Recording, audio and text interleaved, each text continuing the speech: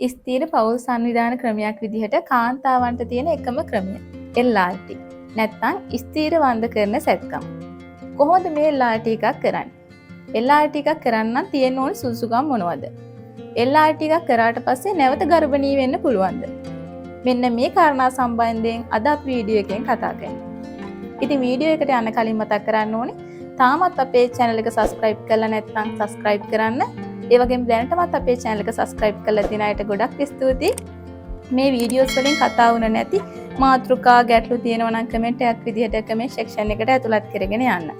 ඒ වගේම තමයි ඔයාලට ඔයාගේ පවුලේ අයට වැදගත් වෙන කාලීන සෞඛ්‍ය තොරතුරු අපි මේ channel එක ඔස්සේ නිරන්තරයෙන් ඔයාලට අරගෙන එනවා.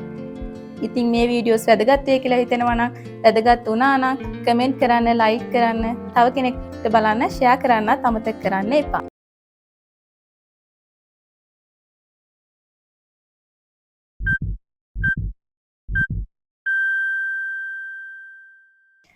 ස්ථීර උපත්පාදන ක්‍රමයක් විදිහට කාන්තාවන්ට භාවිතා කරන්න පුළුවන් එකම ක්‍රමය තමයි LRT සැත්කම. මේ LRT සැත්කම කියලා කියන්නේ 99%කටත් වඩා සාර්ථකත්වයේ තියෙන ක්‍රමයක්. ඒ වගේම තමයි මේක සුදුසු වෙන්නේ තවදුරටත් දරුවන් බලාපොරොත්තු නොවන කාන්තාවන්ට. ඒ කියන්නේ ඔයාගේ පවුලට අවශ්‍ය දරුවන් ගන්න ලබා ඇති කාන්තාවන්ට තමයි මේක සුදුසු වෙන්නේ. අනිත් එක තමයි සීස 3ක් කරපු සීස 3කින් දරුවන් බිහි කරපු කාන්තාවෝ ඉන්නවා නම් එයාලටත් පුළුවන් මේ LRT එකක් කරගන්න. එක්ක තුන්වෙනි සීසේක අවස්ථාවේම හරි නැත්නම් තුන්වෙනි සීසේකත් කරලා ඉවරයි නම් ඔයාට ඉල්ලුම් කරලා කරගන්න පුළුවන්. තවත් සමහර කාන්තාවෝ ඉන්නවා එයාලට වෛද්‍ය උපදෙස් ලැබිලා තියෙනවා තවදුරටත් දරුවන් හදන්න එපා. හැදුවොත් එහෙම ඔයාගේ ජීවිතේට අනතුරක් වෙන්න පුළුවන්. ඉතින් මෙන්න මේ වගේ අවස්ථාවල ඔයාට LRT එකක් කරගන්න පුළුවන්. LRT එකක් කරගන්න නම් තියෙන්න ඕන සුදුසුකම් මොනවද? මේකෙදි කාන්තාවගේ වයස අවුරුදු 26ට වැඩි වෙන්න ඕනේ. ඒ වගේම තමයි දරුවෝ දෙන්නෙක්වත් ඉන්න ඕනි. දෙවෙනි දරුවාට අවුරුදු 2කට වැඩි වෙන්න ඕනි. අවුරුදු 26ට වැඩි වෙන්න ඕනි කාන්තාවට දරුවෝ දෙන්නෙක්වත් ඉන්න ඕනි.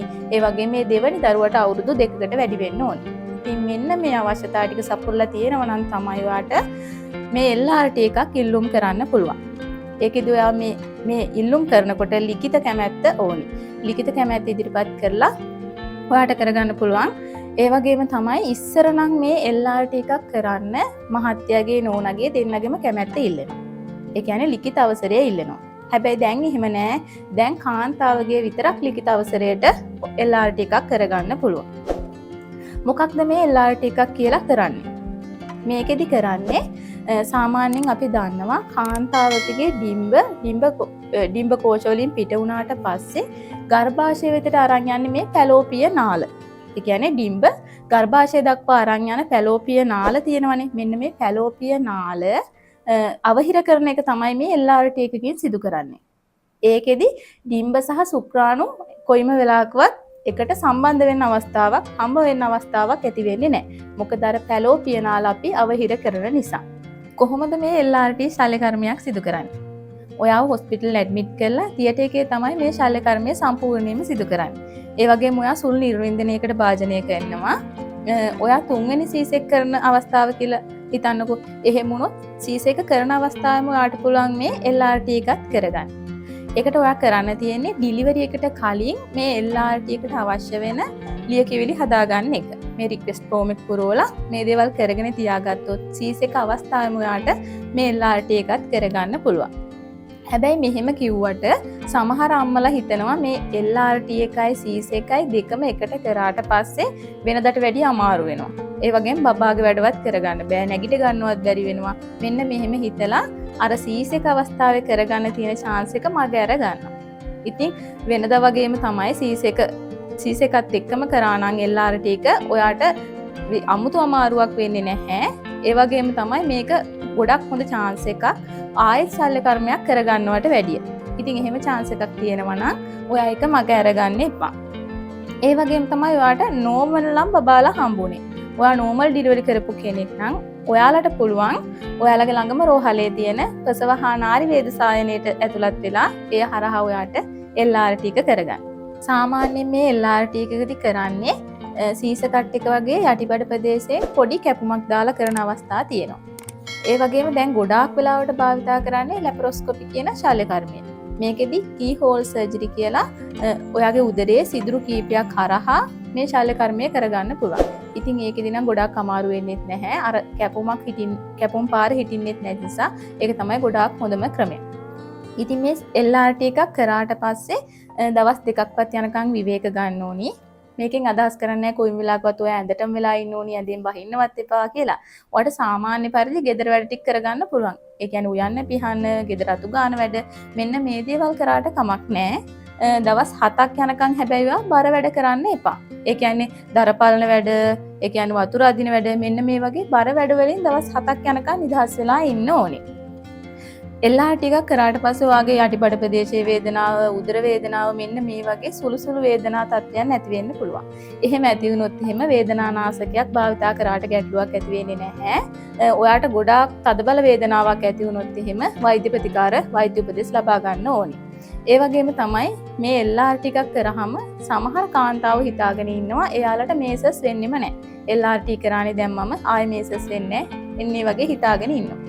මේ LRT එකක් කියලා කියන්නේ සාමාන්‍යයෙන් අර ඩිම්බ සහ සුක්‍රාණු මුණ නොගැහෙන අවස්ථාවක් හදන එක විතරයි. මේකෙන් කොයි වෙලාවකවත් අදහස් කරන්නේ මේසස් වෙන්නේ නැහැ කියලා. සාමාන්‍ය පරිදි ඩිම්බ පිටවීම මේ දේවල් සිද්ධ වෙනවා. ඒ නිසා ශරීරයේ නැත්නම් ඇඟේ අර වෙනද වගේම හෝමෝන ක්‍රියාවලිය සිද්ධ වෙනවා. ඒ නිසා ඔයාට වෙනද වගේම මේසස් වෙනවා. මේසස් වුණා කියලා බය වෙන්න එපා. ඒක සාමාන්‍යයි. ඔයාට වෙනද මේසස් වුණා නම් ඒ විදිහටම සාමාන්‍ය පරිදි මේසස් වීම සිද්ධ වෙනවා. LRT එකක් කරනවා නම් ඊළඟට දැනගෙන ඉන්න ඕනි කාරණේ තමයි LRT එකක් අනිත් පෞල් සැසුම් ක්‍රම වගේම තමයි 100%ක් සාර්ථකත්වයක් නැහැ. මේකේ සාර්ථකත්වය තියෙන්නේ 99%කටත් වැඩිය කියලා කියවනේ. නමුත් 100%ක් කියලා කිව්වේ නැහැ. LRT කරපු කාන්තාව 200ක් ගත්තත් එහෙම එක්කෙනෙක් ප්‍රෙග්නන්ට් වෙන්න chance එක තියෙනවා. ඒ කියන්නේ 200න් එක්කෙනෙක්ට වගේ මේ LRT එක 100%ක් සාර්ථක වෙන්නේ නැති අවස්ථා තියෙනවා. ඉතින් බය වෙන්න ඕන නැහැ. ඊටම කලාතුරකින් කෙනෙක්ට තමයි මේක වෙන්නේ. ඒ වගේම LRT එකක් කරාට පස්සේ ඔයාලට ඇති වෙන ප්‍රශ්නේ තමයි LRT කරපු එක නැවත අයින් කරගන්න පුළුවන්ද? මට ආයෙ බබෙක් හදන්න ඕනි. LRT කරලා ඉන්නේ LRT එක අයින් කරගන්න පුළුවන්ද? ආයෙ ප්‍රෙග්නන්ට් වෙන්න පුළුවන්ද? මෙන්න මේ ගැටලුව. ඉතින් LRT කරපු එකක් නැවත රිවර්ස් කරන්න ඉතාම කලාතුරකින්. එහෙම කරන්න සාධාරණ හේතු තියෙන්නත් ඕනි. ඒකෙදි නැවත රිවර්ස් කරා කියලා. නැවත හරි ගැස්සුවා කියලා බබෙක් හදන්න තියෙන chance එක කලින් වගේම තියෙයි කියලා අපිට බලාපොරොත්තු වෙන්න බෑ. කලින් වගේම තිබුණොත් හොඳයි. නමුත් එහෙම නැති වෙන අවස්ථාත් තියෙනවා.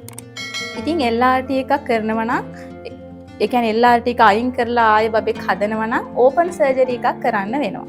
ඒකෙදි සර්ජරි කරාට පස්සෙත් ඔයාට ගොඩක් අමාරු වෙන්න පුළුවන්. LRT එකක් කරපු කෙනෙක්ට නැවත දරුවෙක් හදන්න ඕන නම් IVF එකක් කරලා දරුවෙක් හදාගන්න පුළුවන්. ඉතින් කියන්න තියෙන්නේ LRT එකක් කරන්න කලින් හොඳට තීරණය කරලා බලලා මහත්යයි නෝනයි දෙන්නත් එක්ක කතා බහ කරලා එකඟතාවයකට ඇවිල්ලා කරනවා නම් තමයි ගොඩක්ම හොඳ. ඉතින් අපි අද මේ දක්වා කතා කරේ LRT සම්බන්ධයෙන් තියෙන සියලුම කාරණා. ඉතින් මේ සම්බන්ධයෙන් නොතේරුණු තැනක් තියෙනවා නම් ප්‍රශ්න තියෙනවා නම් කමෙන්ට් එකක් විදියට කමෙන්ට් සෙක්ෂන් එකට ඇතුළත් කරගෙන යන්න. ඒ වගේම තමයි නැවතත් මතක් කරනවා අපේ channel එක තාම subscribe කරලා නැත්නම් subscribe කරන්න. හැමදාමත් වගේ ඔයාලව දැනුවත් කරපු මම පෞල් සෞඛ්‍ය සේවා නිලධාරිණී ප්‍රනයන්ද.